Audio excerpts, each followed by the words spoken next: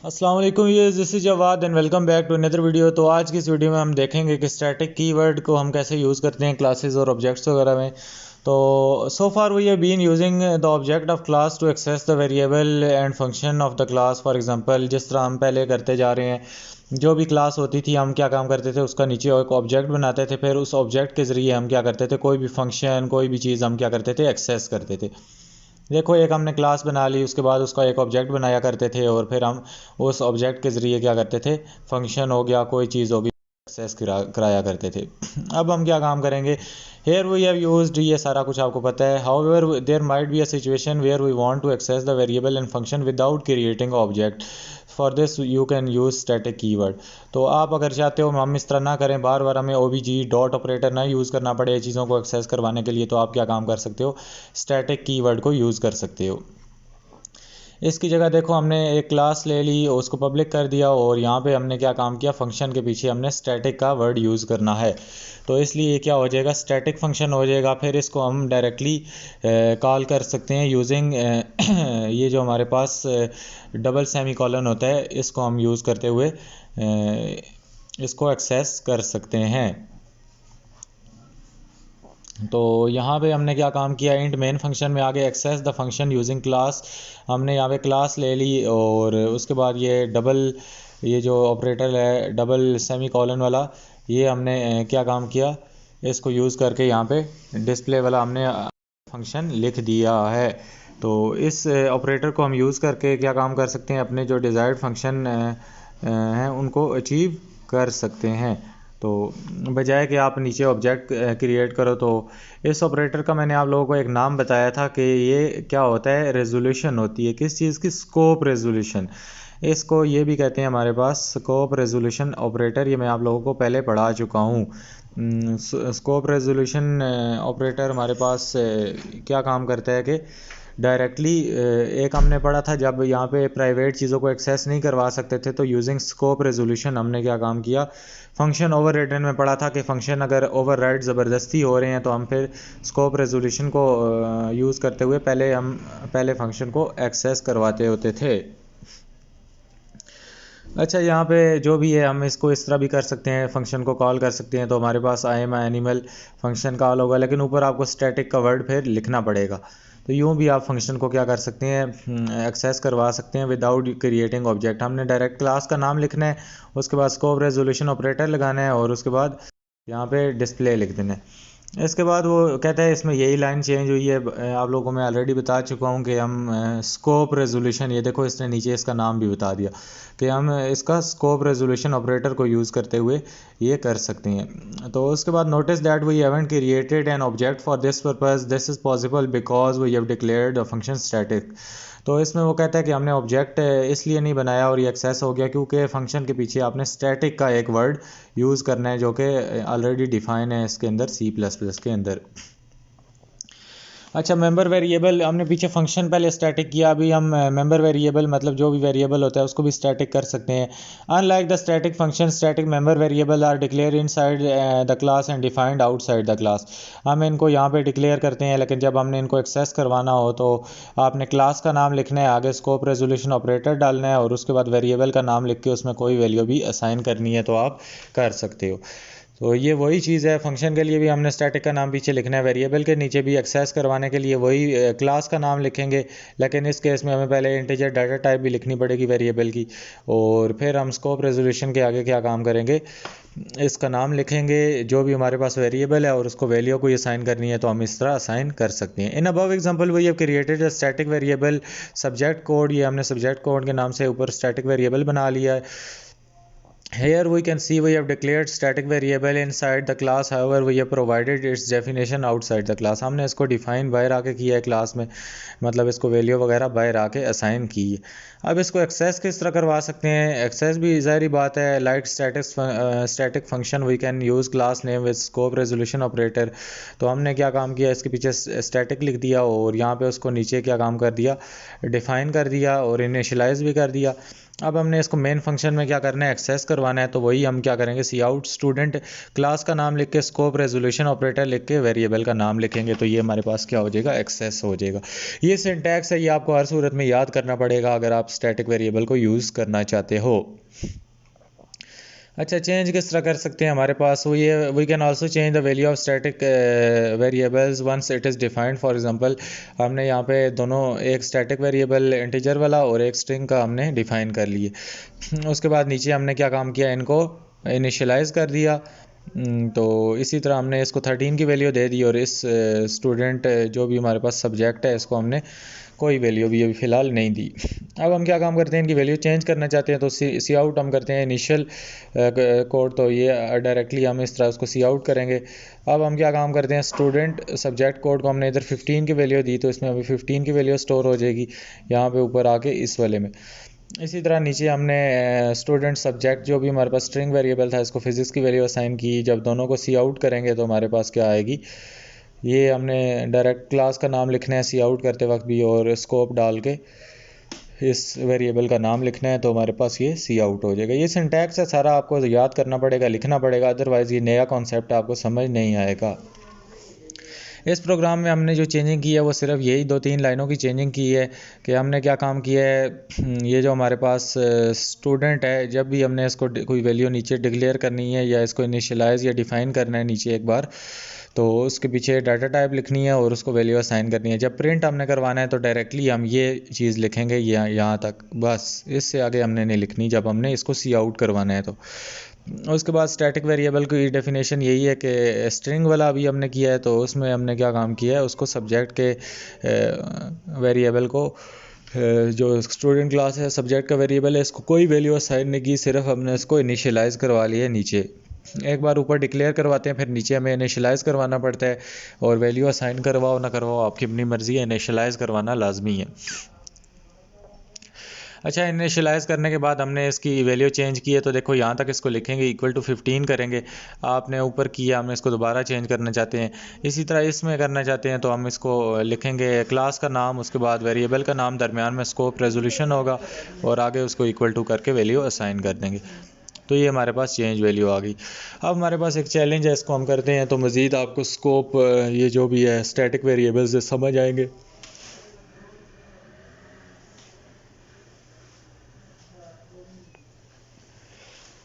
अच्छा, प्रॉब्लम हमारे पास हार्ड है इस बार थोड़ा आप लोगों का, ज़ाहिर बात है नया कॉन्सेप्ट है और इसमें ये सिंटैक्स आपको थोड़ा बहुत याद करना पड़ेगा। पिछले कॉन्सेप्ट से थोड़ा सा हट के कॉन्सेप्ट है, स्कोप रेजोल्यूशन कब यूज़ करना है, सी आउट कब में कब क्या नहीं डालना, कब इंट पीछे लगाना है, तो ये थोड़ी बहुत चीज़ें आपको प्रैक्टिस के साथ साथ ही समझ आएंगी, अदरवाइज़ ये आपके माइंड से स्लिप करेंगी। प्रॉब्लम थोड़ी हार्ड है लेकिन घबराना आपने नहीं है। Create a program to calculate the area of rectangle with the help of static variable. अब हमने क्या काम करना है, उसने हमें स्टेप सारे दिए हैं। स्टेप 1 को देखते हैं तो एक क्लास बनानी है जिसमें स्टैटिक इंटीजर वेरिएबल होने चाहिए लेंथ और ब्रेथ के, इनको हमने डिफ़ाइन करना है लेकिन इनिशियलाइज़ नहीं करना, इसको क्लास के बाहर इनिशियलाइज़ करते हैं। ये चीज़ मैंने आपको बताई हुई है। मेन फंक्शन में हम इंटीजर इनपुट ले लेंगे और उसके बाद एरिया को प्रिंट करवाएंगे। इनपुट 5 और आप अपने कंपाइलर से डालोगे तो आउटपुट आपका 20 आना चाहिए। अच्छा, स्टेप 1 को फॉलो करते करते हमने एक क्लास बना ली रेक्टेंगल की जिसको हमने पब्लिक कर दिया और यहाँ पे हमने क्या काम किया कि क्रिएट स्टैटिक इंटीजर वेरिएबल। तो यहाँ पे हम इसके पीछे लिख देते हैं STATIC इंट डाल देते हैं और इस नीचे वाले के पास भी हम क्या करेंगे, आके स्टैटिक इंट को यहाँ से ले लेते हैं हम। यहाँ पे स्टैटिक इंट इसके पास आके क्या कर देंगे, लेंथ और ब्रेथ उसने कहा है दोनों हमारे पास स्टैटिक इंटीजर वेरिएबल है। अब ये आगे तो अब जब भी हम स्टैटिक इंटीजर वेरिएबल को डिक्लेयर करते हैं हमें नीचे आके उनको डिफ़ाइन करना पड़ता है। तो डिफ़ाइन करने के लिए सबसे पहले क्या काम करना पड़ता है, उसकी डाटा टाइप इंटीजर लिखनी पड़ती है, फिर क्लास का नाम लिखना पड़ता है। रेक्टेंगल हमने क्लास का नाम लिख दिया, उसके बाद हमें क्या है स्कोप रेजोल्यूशन ऑपरेटर डालना पड़ता है, फिर वेरिएबल का नाम लिखना पड़ता है LENGTH लेंथ। उसने कहा है कि initialize them outside the class. ये देखो क्लास से हम बाहर आ गए, ये हमारी क्लास ऊपर ख़त्म हो गई है, इसको हम बाहर इनिशियलाइज़ करें। लेंथ है, अब हमने क्या काम किया,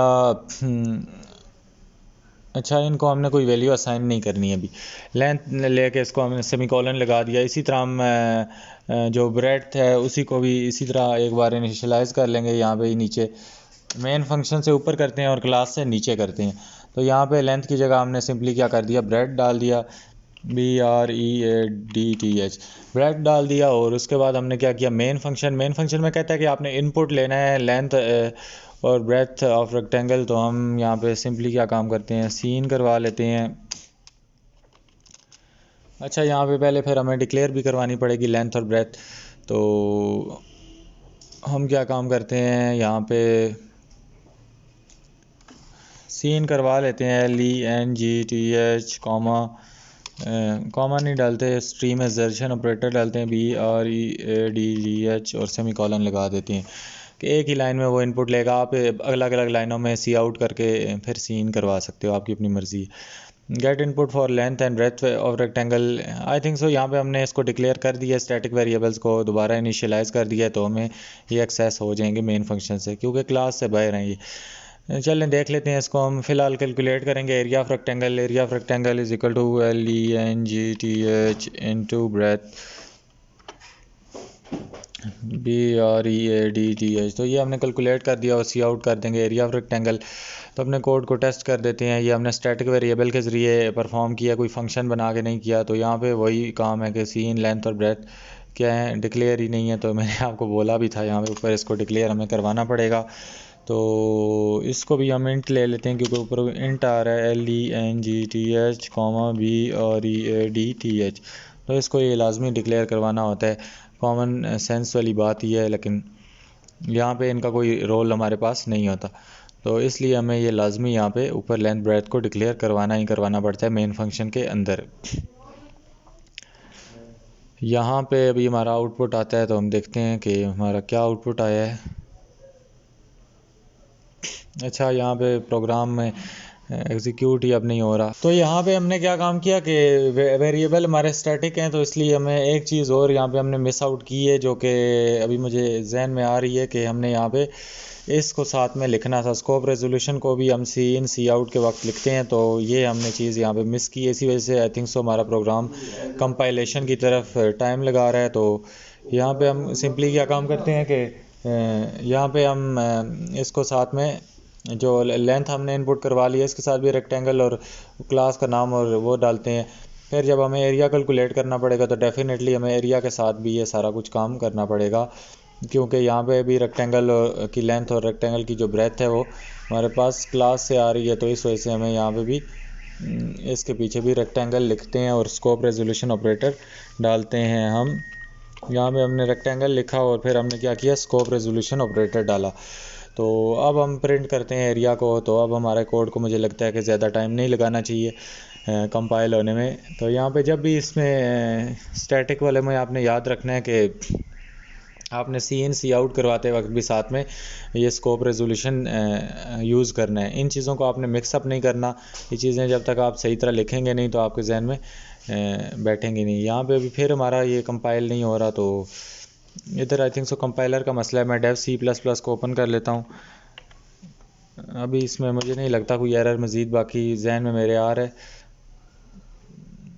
तो हम इसको डेव C++ पे रन करके देख लेते हैं स्टैटिक कीवर्ड वाले इस टॉपिक को। तो यहाँ पे मैं इस कोड को सी आउट करता हूँ, यहाँ पे कंपाइल एंड रन करता हूँ। तो ये देखते हैं हमारे पास रन, ये हमारे पास रन हो गया।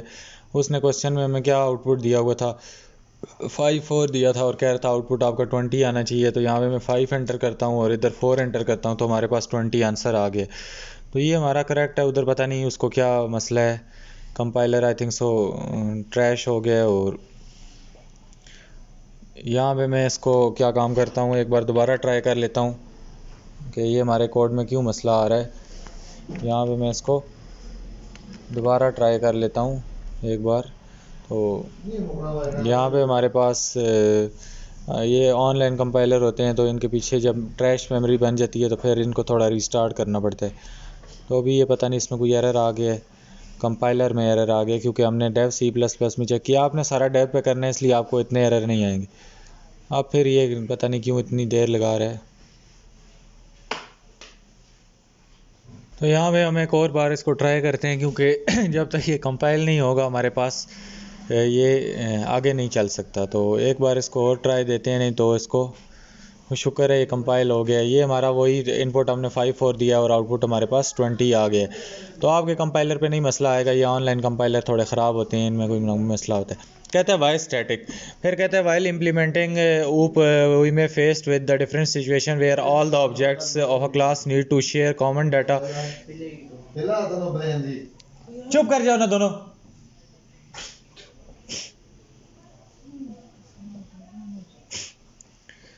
अब वो बोलता है आगे वाई स्टैटिक के स्टैटिक वेरिएबल को हम क्यों यूज़ करें। वो कहता है while implementing OOP we may be faced with situation where all object of class need to share common data. हमारे पास कई क्लासेस ऐसी होती हैं जिनमें हमें कॉमन डाटा को शेयर करना पड़ता है। In such cases we store such data in static variable, तो हम उन डाटा को स्टैटिक वेरिएबल में स्टोर कर सकते हैं। और उसके बाद हम क्या काम करता है, when we declare the static variable all object of classes share same static variable. जब हम स्टैटिक वेरिएबल को डिक्लेयर करते हैं तो फिर वही वाला स्टैटिक वेरिएबल सारी क्लासेस एक्सेस कर सकती हैं। The static variable and function belong to the class rather than object. हमारे पास जो स्टैटिक फंक्शन होता है वो या स्टैटिक वेरिएबल होता है ये क्लास से बिलोंग करता है, इसका ऑब्जेक्ट से कोई लेना देना नहीं होता। ऑब्जेक्ट हम नहीं नीचे यूज़ करते, तो जब हम सी इन सी आउट करते हैं तो हमें क्लास का नाम और आगे ये जो ऑपरेटर है हमारे पास रेजोल्यूशन ऑपरेटर क्या कहते हैं इसको, रेजोल्यूशन ऑपरेटर, ये हमें यूज़ करना पड़ता है। सी आउट करवाएंगे, सी इन करवाएंगे, ये आपने लाजमी याद रखना है कि ऑब्जेक्ट का डॉट ऑपरेटर नहीं यूज़ कर रहे तो हमें क्लास का नाम और स्कोप रेजोल्यूशन ऑपरेटर यूज़ करना है। ये चीज़ आपने अपने जहन में पक्की बिठा के रखनी है कि सी इन करेंगे, सी आउट करेंगे, उसको डिफ़ाइन करेंगे, तो ये लाजमी चीज़ हमने लिखनी है। जिस तरह हम ऑब्जेक्ट को यहाँ पे डिफाइन करते हैं वही काम है। फिर जब उसको सी आउट करते हैं तो डॉट लगाते हैं, तो यहाँ पे ऑब्जेक्ट का नाम लिखते हैं, तो सिंपली इस केस में नाम लिखेंगे और स्टोर स्कोप रेजोल्यूशन ऑपरेटर को क्या करेंगे, यूज़ करेंगे। फिर कहते हैं we don't need to create object of the classes to access the static variable. वही बातें कर रहा है कि हमें ऑब्जेक्ट की जब ज़रूरत नहीं पड़ती तो डेफिनेटली फिर हमें जिस तरह ऑब्जेक्ट को यहाँ पे आके ऑब्जेक्ट हम बनाते थे, इसकी जगह हम उसको डिफाइन कर देंगे, लेकिन मेन फंक्शन से ऊपर करेंगे। ऑब्जेक्ट हम मेन फंक्शन के अंदर बनाते थे और मेन फंक्शन के अंदर जो भी उसको वैल्यू असाइन करनी है, सी इन करवाना है, सी आउट करवाना है, तो जिस तरह ऑब्जेक्ट डॉट लिखते थे तो इधर हम क्लास का नाम और स्कोप रेजोल्यूशन लिखेंगे, आगे वेरिएबल का नाम लिख के जो मर्जी आप करें। तो यहाँ पे देखो ऑब्जेक्ट 1 और ऑब्जेक्ट 2 हैं, सेम कॉपी शेयर कर रहे हैं स्टैटिक नेम की वेरिएबल की। तो ये इसका फ़ायदा होता है कि दो चीज़ें वो एक ही वेरिएबल को एक्सेस कर पा रही हैं। इस तरह कहते हैं here the static variable name is common to object class company. अभी हमारे पास कंपनी एक क्लास है जिसमें एक नाम वेरिएबल है, वो दोनों को ऑब्जेक्ट 1 और ऑब्जेक्ट 2 को एक्सेस हो रहा है। However we can declare non static variable all object have separate copies of the variable. यहाँ पे कॉपी सेम है, इस कॉपी में चेंजिंग होगी तो ओरिजिनल कॉपी में चेंजिंग होगी, इसमें चेंज होगी तो ओरिजिनल में चेंजिंग होगी। लेकिन अगर हम इसको स्टैटिक नहीं करते तो फिर हमारे पास क्या होता था, हर किसी के पास अपनी अपनी कॉपी होती थी। एक कॉपी में चेंजिंग करेंगे तो दूसरी कॉपी में चेंजिंग नहीं होगी, लेकिन स्टैटिक के केस में होगी। अब ये देखो यहाँ पे हमने सादा वेरिएबल डिक्लेयर किया, इसको स्टैटिक नहीं किया, तो जब हमने ऑब्जेक्ट, फिर ज़ाहिर बात है जब स्टैटिक वेरिएबल नहीं होंगे ऑब्जेक्ट फिर हमें बनाने पड़ेंगे। हमने एक ऑब्जेक्ट 1 बना लिया उस क्लास का, एक ऑब्जेक्ट 2 बना लिया। अब जब ऑब्जेक्ट 1 को हम प्रोग्रामिज़ देंगे और ऑब्जेक्ट 2 को जो भी प्रोग्रामिज़ प्रो देंगे, तो यहाँ पे क्या होगा कि हमारे पास नेम ऑफ़ द ऑब्जेक्ट क्या आएगा, 1 में कुछ और स्टोर होगा और इस नेम ऑफ ऑब्जेक्ट 2 में इसकी अपनी कॉपी स्टोर होगी। इन दोनों का सेम नहीं है। ऑब्जेक्ट 2 को जब हम चीज़ ये यहाँ पे हमने इनिशियलाइज़ कर दिया है तो ये नहीं कि ऑब्जेक्ट 1 से वो चीज़ रिमूव हो जाएगी, लेकिन स्टैटिक के केस में ऑब्जेक्ट 1 से वो रिमूव हो जाएगी। यहाँ पे both object 1 and object 2 has their own copy because they are non static. इसमें चेंजिंग करने से उसमें कोई फ़र्क नहीं पड़ेगा, उसमें चेंजिंग करने से इसमें कोई फ़र्क नहीं पड़ेगा। Every one has separate copy. This is, जिस तरह हम पढ़ते थे फंक्शन में आर्गूमेंट पास बाय वैल्यू, तो ये आर्गूमेंट पास बाय वैल्यू है और वो दूसरा आर्गूमेंट पास बाय क्या है, रेफरेंस है।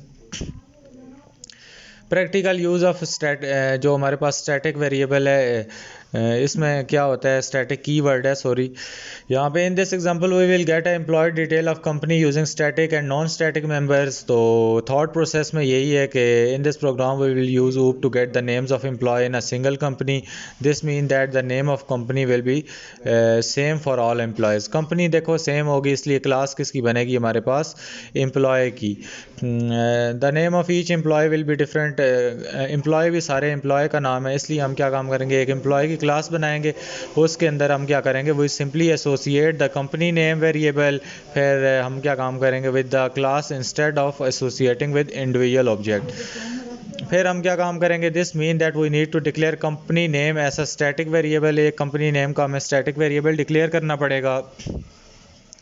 On the other hand the employee name variable will be non static, क्योंकि एम्प्लॉय नेम स्टैटिक नहीं है। स्टैटिक का मतलब है एक जगह पे रुके हुए, और कंपनी का नाम तो कहीं नहीं बदल रहा ना बार बार, वो स्टैटिक है। और इस तरह एम्प्लॉय का नाम बार बार बदल रहा है, इसलिए एम्प्लॉय के नाम के लिए हम नॉन स्टैटिक वेरिएबल लेंगे, because each employ has different name वगैरह वगैरह वगैरह। इसी तरह मेन फंक्शन में हम स्टैटिक वेरिएबल को इनिशियलाइज करेंगे, और we will create 2 employee objects to initialize their employee name variable. और यहाँ पे अभी मैं आपको प्रोग्राम से ही समझाता हूँ, इस तरह आपको नहीं समझ आएगी। हमने एक क्लास ले ली जिसको हमने एम्प्लॉय का नाम दे दिया और उसको पब्लिक कर दिया। इसी तरह हमने क्या काम किया जी, स्टैटिक वेरिएबल क्रिएट कर दिया कंपनी नेम का, और सादा वेरिएबल क्रिएट कर दिया एम्प्लॉय नेम का। तो इसी तरह हमने जब सादा वेरिएबल क्रिएट किया एम्प्लॉय नेम का, तो सॉरी ये जो हमने कंपनी नेम का स्टैटिक वेरिएबल है, तो फिर हमें क्या काम करना पड़ेगा, पहले इंटीजर उसकी जो भी है स्ट्रिंग वो रिसीव करेगा। फिर आगे हमें क्लास का नाम लिखना पड़ता है, स्कोप रेजोल्यूशन ऑपरेटर डालना पड़ता है, क्योंकि इसको क्लास के नीचे इनिशियलाइज़ करना लाजमी है। फिर उसमें हमने जो वैल्यू पुट करनी है वो वैल्यू हम यहाँ पे डाल देंगे।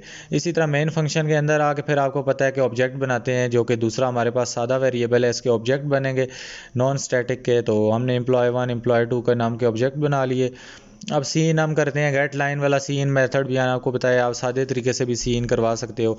इसमें हमने एम्प्लॉय 1 डॉट एम्प्लॉय नेम को सीन करवाया, तो ये इसमें जाकर स्टोर हो जाएगा जो भी सीन होगा। इसी तरह एम्प्लॉय 2 डॉट एम्प्लॉय नेम क्या हो जाएगा, इस एम्प्लॉय 2 में स्टोर हो जाएगा।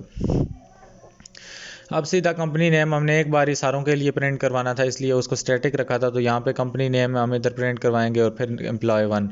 इसी तरह हमारे पास एम्प्लॉय 2 हमारे पास प्रिंट हो जाएगा। तो ये देखो, enter the employee name Chris वगैरह, तो कंपनी नेम एक बार ही हमारे पास प्रिंट करवाना था, इसलिए उसको स्टैटिक हमने कर लिया, और बाकियों को चेंज थे तो इसलिए हमने बाकियों को यहाँ पे चेंज कर लिया। ये कोड आप ऊपर देख लो, इसको एक बार अपने कंपाइलर पे लिखोगे और इसको कॉपी पे भी करोगे तब समझ आएगी। अदरवाइज़ इन अ फ्लो अगर आप प्रोग्रामिंग के कॉन्सेप्ट सही क्लियर करके नहीं आ रहे, तो आपको कुछ समझ नहीं आ रही होगी कि मैं ये क्या बोल रहा हूँ।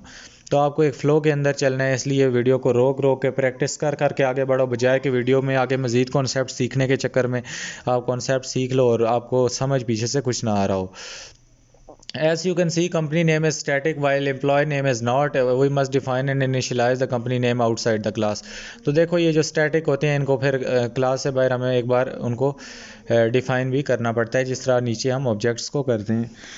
तो मेन फंक्शन में हमने 2 ऑब्जेक्ट बना लिए, नीचे ये सारी बातें मैं आपको बता चुका हूँ। अच्छा, एक क्विज़ ले लेते हैं स्टैटिक कीवर्ड का। इसमें वो बोलता है कि which of the following statement is true. Static variable and function are associated with the class. हमारे पास जो स्टैटिक वेरिएबल और फंक्शन होते हैं वो क्लास से एसोसिएटेड है। We can directly access static variable and function of a class without its object.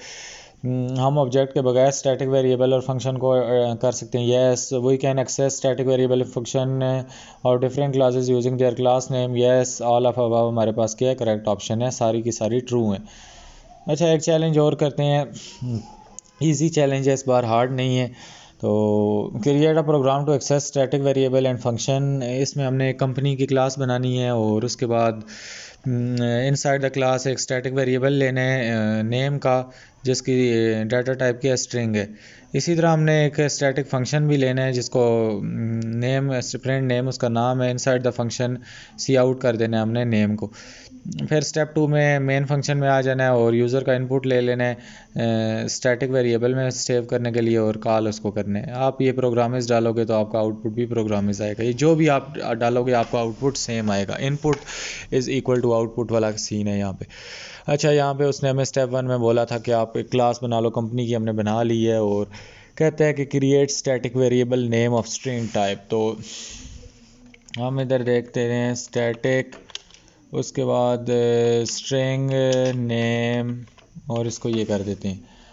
Static function भी उसने हमें क्रिएट करने का कहा है, तो यहाँ पे हम फंक्शन क्रिएट कर देते हैं प्रिंट नेम का। तो इसको हम करते हैं स्टैटिक, क्योंकि वो कुछ सी आउट करेगा, वॉइड इसको दे देते हैं, वॉइड प्रिंट अंडरस्कोर नेम, कुछ आर्गूमेंट रिसीव नहीं करेगा। और नीचे हम जाके इसको क्या काम करते हैं, सी आउट कर देते हैं इसके अंदर नेम।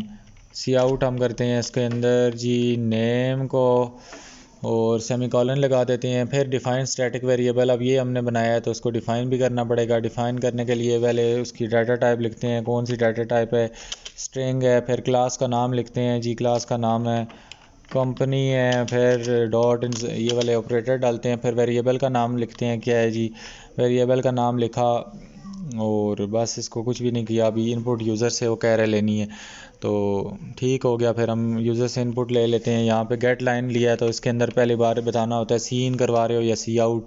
तो सी इन में हम क्या करवा रहे हैं, ये हमने एज इट इज़ कॉपी कर लेना है। हमें जब भी याद है कि जब भी हम सी इन करवाते हैं तो पहले क्लास का नेम, फिर इंसर्जन डाल के फिर आखिर में वेरिएबल लिखते हैं। अब हमने स्टैटिक फंक्शन को जब कॉल करना है तो डेफिनेटली फिर भी हमें पीछे वो सारा कुछ करना पड़ेगा।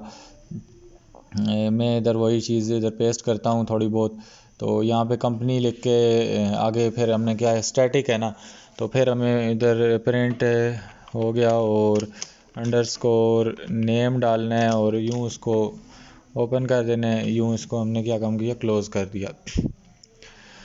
इस तरह ये हम क्या काम करेंगे, अपने फंक्शन को इधर कॉल दे देंगे और फिर ये क्या काम करेगा, यूज़र से प्रिंट करेगा नेम। अभी इसको रन करते हैं और इससे एरर ढूंढते हैं। फिर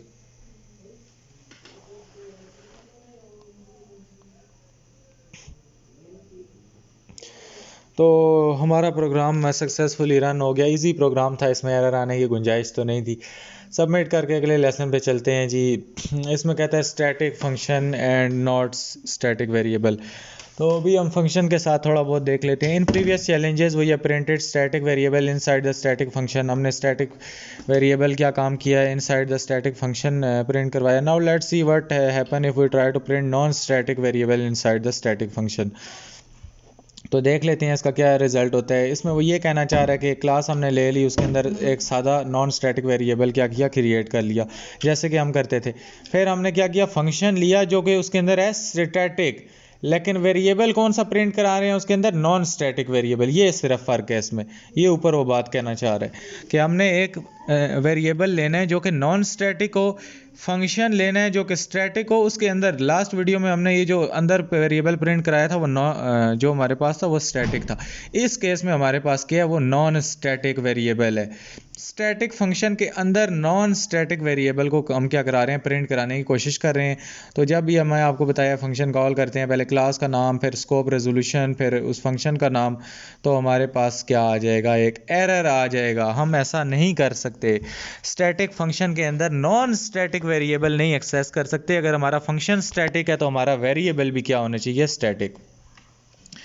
as you can see we got error message. Compiler हमें बताएगा कि हम क्यों नहीं इसको कर सकते हैं।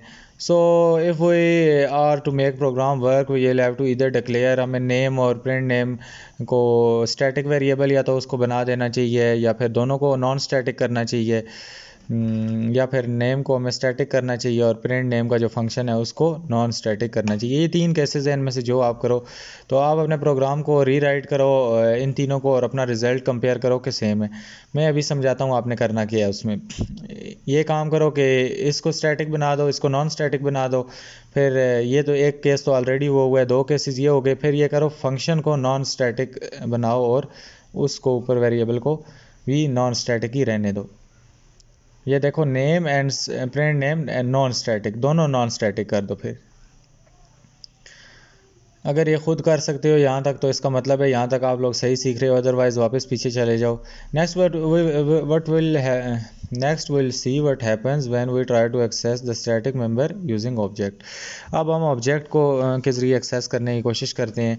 Non static function can use both static and non static variable. जो नॉन स्टैटिक फंक्शन होंगे वो यूज़ कर सकते हैं बोथ वेरिएबल, स्टैटिक और नॉन स्टैटिक, लेकिन स्टैटिक फंक्शन नहीं कर सकते।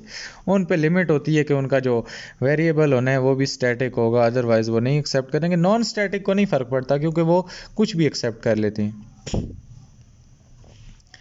अच्छा, एक हार्ड चैलेंज हमारे पास आ गया इस कॉन्सेप्ट को क्लियर आउट करने के लिए, और कहते हैं create a program to calculate the area of rectangle using both static and non static variable inside the function in a non static function. Non static function मैंने आपको क्या बताया है, दोनों को एक्सेप्ट कर लेते हैं, उसके अंदर स्टैटिक वेरिएबल एक्सेस करवाओ, नॉन स्टैटिक उसको कोई फ़र्क नहीं पड़ता। तो उस कॉन्सेप्ट को लेके हम इस प्रोग्राम को करने जा रहे हैं। स्टेप 1 का स्क्रीनशॉट ले लो और 2 का भी। इसमें यह एक क्लास बनानी है स्टैटिक वेरिएबल की, और उसमें लेंथ ब्रेथ को डिक्लेयर करना है, उसको इनिशियलाइज नहीं करना, सिर्फ डिफाइन करना है आउटसाइड द क्लास। फिर हमने एक नॉन स्टैटिक फंक्शन बनाना है कैलकुलेट एरिया, जो कि रिटर्न करेगा एरिया ऑफ रेक्टेंगल इंटीजर में। उसके बाद मेन फंक्शन कहता है आपने बनाना है जिसमें आपने एक ऑब्जेक्ट बनाना है रेक्टेंगल का, किस क्लास से, उसकी पेरेंट रेक्टेंगल क्लास से। और फिर हमने क्या काम करना है, यूज़र से इनपुट ले लेना है और फिर फंक्शन को कॉल करके एरिया प्रिंट करना है। आप 5 और इनपुट डालोगे तो आपको 20 आना चाहिए। पहले इसको खुद करो, फिर बाद में वीडियो पे आके देखो। अभी हमने क्या काम किया है, अभी हमने सिंपली क्या काम किया है, एक स्टैटिक वेरिएबल क्रिएट कर देने हैं। एक उसने कहा है स्टैटिक और एक नॉन स्टैटिक, तो हम स्टैटिक इधर लिख देते हैं। और उसने हमें कहा है कि क्रिएट एक क्लास ऊपर हमने बना लिया, वो बहुत बार बनाना आपको सिखा चुका हूँ, बोथ ऑफ इंटीजर टाइप्स। तो हमने इंटीजर टाइप का एक ये लेंथ ले लिया। अब नॉन स्टैटिक है तो सीधा इसको इंट ब्रेथ दे देंगे तो ये नॉन स्टैटिक वेरिएबल बन जाएगा। फिर कहता है create non static function and return the area of triangle. अब नॉन स्टैटिक फंक्शन हम बनाएंगे, वो रिटर्न कुछ कर रहा है तो इसका मतलब है इंटीजर ही है, सारी जगह चल रहा है, तो वही ले लेते हैं। अच्छा, उसने हमें फंक्शन का क्या नाम दिया है जी, फंक्शन का नाम कैलकुलेट एरिया, कैलकुलेट अंडरस्कोर हमारे पास क्या दिया है जी, एरिया दिया है, अंडरस्कोर हमारे पास CULATE अंडरस्कोर एरिया, और फिर आगे ये ब्रैकेट्स आएंगी। ये क्या काम करेगा जी, रिटर्न करेगा हमारे पास एरिया ऑफ रेक्टेंगल करेगा। तो हम इधर एक एरिया का वेरिएबल ले लेते हैं, int area is equal to length into BREADTH breadth, और क्या कर दे जी, रिटर्न कर दे एरिया, रिटर्न एरिया। ठीक हो गया हमारे पास। उसने बोला था कि एक नॉन स्टैटिक फंक्शन लो जो कि एरिया ऑफ रेक्टेंगल को कैलकुलेट करेगा और रिटर्न कर देगा SN इंटीजर में। अच्छा, अब हमने स्टैटिक वेरिएबल बनाया है तो उसको हमें डिफाइन तो बाहर करना पड़ता है। तो स्टैटिक वेरिएबल हमारे पास कौन सा था जी, लेंथ का था। तो सबसे पहले उसकी डाटा टाइप लिखनी है, फिर क्लास का नाम लिखना होता है। इधर हम क्लास का अपना नाम देखते हैं। क्लास के रेक्टेंगल है हमारे पास RECTANGLE, फिर हमें स्कोप TANGLE, फिर हमें क्या डालना होता है, स्कोप ऑपरेटर डालना होता है, फिर उसका नाम लिखना होता है वेरिएबल का, लेंथ हमने लिख दिया, और फिर उसको हमने कहता है कि आप लोगों ने जो है ये इसको इनिशियलाइज कर देना है, create non static function and return the area of triangle. फिर हमने डेफिनेटली स्टैटिक वेरिएबल को डिफाइन करना है, उसने हमें इनिशियलाइज का नहीं बोला हुआ तो फिर हम नहीं इनिशियलाइज करेंगे। फिर बोलते हैं कि स्टेप 2 में कि मेन फंक्शन के अंदर आके एक ऑब्जेक्ट बना लो रेक्टेंगल से, तो वो हमने बना लिया। और गेट इंटीजर इनपुट, तो इनपुट जब भी हम लेंगे तो फिर input for length and breadth of rectangle. जब अब हमें पता है कि हमारे पास एक स्टैटिक वेरिएबल है लेंथ, तो इसलिए जब हम लेंथ लेंगे तो हमें साथ इसके ये भी लिखना पड़ेगा। तो लेंथ लेने के लिए हम ये करेंगे, और ब्रेथ जब हम उससे लेंगे तो हम क्या काम करेंगे, इसको हम ऑब्जेक्ट है हमारे पास, तो RECTANGLE.BREADTH ब्रेथ इस तरह लेंगे इससे। अब यहाँ पे अंदर हमारे पास क्या है जी, ऑब्जेक्ट बना लिया, और लेंथ ब्रेथ को अभी हम इधर डिफाइन भी हमें करना पड़ेगा। आप लोगों को मैंने बताया था कि मेन फंक्शन के अंदर ये भी करना पड़ता है। LENGTH BREADTH, इसको भी हमने सेमीकोलन लगा दिया, वैसे इसको डिफ़ाइन किया ऊपर ताकि नीचे यूज़ कर सके। अच्छा एरिया है तो कॉल कैलकुलेट एरिया फंक्शन करेंगे, वो हमारे पास नॉन स्टैटिक है, तो नॉन स्टैटिक जो हमारे पास फंक्शन होता है उसको फिर हम किस चीज़ से कॉल करना चाहिए, हमें इसको रेक्टेंगल की क्लास से ही ऑब्जेक्ट से कॉल कर लेते हैं। इसको रेक्टेंगल के हमें से ऑब्जेक्ट्स से कॉल करना है। डॉट फंक्शन का नाम है GCALCULATE calculate underscore AREA area, और इसकी ब्रैकेट क्या खाली हैं। ये फंक्शन ऐसे इसके आगे ये ब्रैकेट हम लगाएंगे और उसके बाद print the area of rectangle. तो कोड को टेस्ट करते हैं और फिर इससे एरर वगैरह अगर कोई हुआ तो निकाल लेंगे। हमने फ़िलहाल मोटा मोटा जो उसकी प्रोग्राम रिक्वायरमेंट थी उस पर हम तकरीबन पूरा उतरे हैं और हमारा आउटपुट एब्सोल्युटली करेक्ट आ गया है।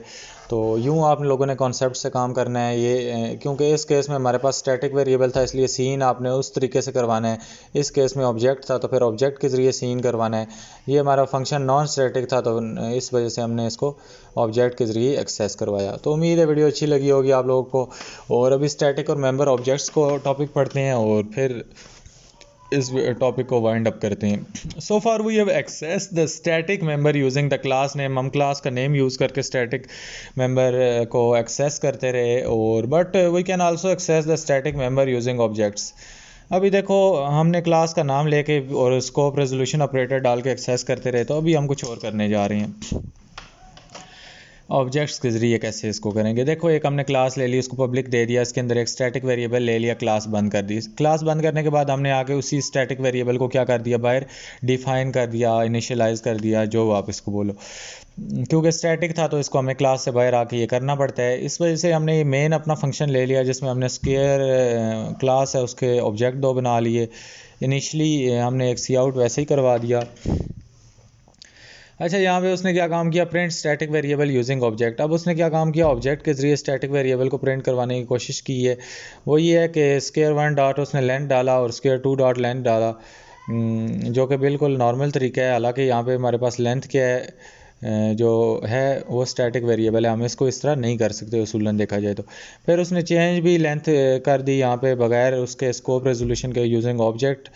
इसी तरह उसने आफ्टर चेंजिंग द लेंथ वो भी प्रिंट करवा दी, और उसके बाद स्केयर 2 एक ऑब्जेक्ट लिया जिसमें लेंथ को दोबारा 7 दिया, फिर उसकी भी हमारे पास इसने लेंथ क्या कर दी, चेंज वगैरह करवा दी।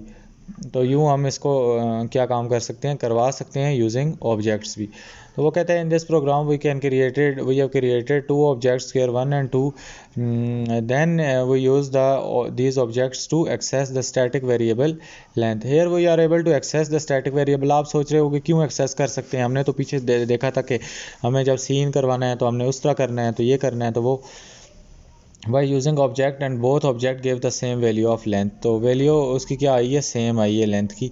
यहाँ पे देखो इधर भी 4 आ रही है, इधर स्क्वायर 2 में भी 4 आ रही है। तो also changing the length using one object also changing the length of other object, क्योंकि यहाँ पे फिर क्या होगा कि ये जो हमारे पास स्टैटिक होते हैं ये वैल्यू पास बाय रेफरेंस होते हैं। आप यहाँ पे लेंथ चेंज करोगे तो ऑटोमेटिकली दूसरे में भी लेंथ चेंज हो जाएगी, तो ये मसला हमारे पास खड़ा हो जाता है। तो जो हमारे पास अलग अलग अगर हम उनको डील करते हैं तो वैल्यू हर किसी के पास अपनी अपनी कॉपी होती है, उसमें चेंजिंग नहीं होती। यहाँ पे हम यही चाहते हैं कि यहाँ पे अगर हमने उसको यहाँ पे देखो ऊपर उसकी जो भी लेंथ हमने उसको दी थी वो 5 दी थी, तो यहाँ पे उसने आगे क्या काम किया, 4 कर दिया। तो जब हमने उसको दोबारा 7 दी तो उसने दोनों की क्या कर दी, 7 बदल के कर दी। तो ये हमारे पास काम गलत हो जाएगा। तो इस वजह से हम क्या काम करते हैं, this is because of static member are common all object something you already know about very well. तो ये हमने पहले से ही सीखा था कि स्टैटिक मेंबर जो होते हैं वो उनकी वैल्यू एक में चेंज करोगे सारों में चेंज होगी।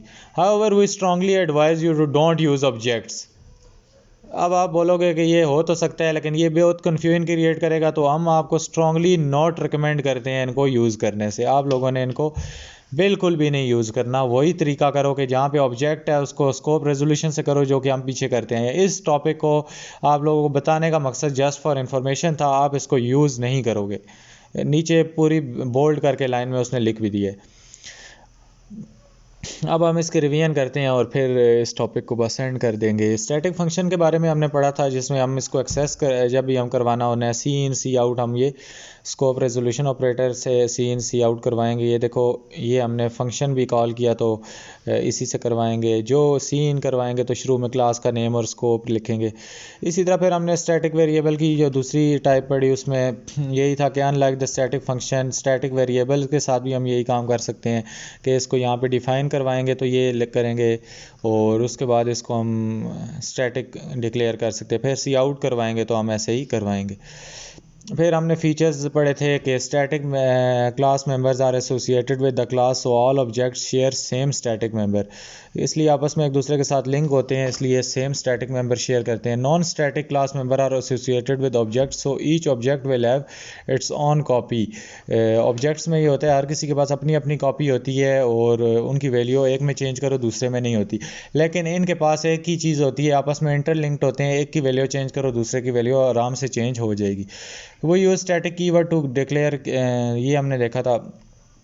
बस यही है इसकी रिवीजन। अगले चैप्टर में, अगले जो टॉपिक है इसी चैप्टर कंप्लीटिंग ग्रुप्स का, उसमें हम प्रोटेक्टेड एक्सेस मॉडिफायर पढ़ेंगे। हमने पब्लिक और वो तो पढ़ ही लिया था ऑलरेडी कि पब्लिक और जो प्राइवेट होते हैं वो हमारे पास किस लिए यूज़ होते हैं, आइडेंटिफायर्स। तो अभी हम ये मॉडिफायर पढ़ेंगे जो कि प्रोटेक्टेड वाला है। मैंने आपको शुरू में वीडियोज़ के बताया था कि एक प्रोटेक्टेड भी होता है, तो अब उसको डिटेल में हम पढ़ने जा रहे हैं। फ़िलहाल के लिए इतना ही। अल्लाह हाफ़िज़, टेक केयर।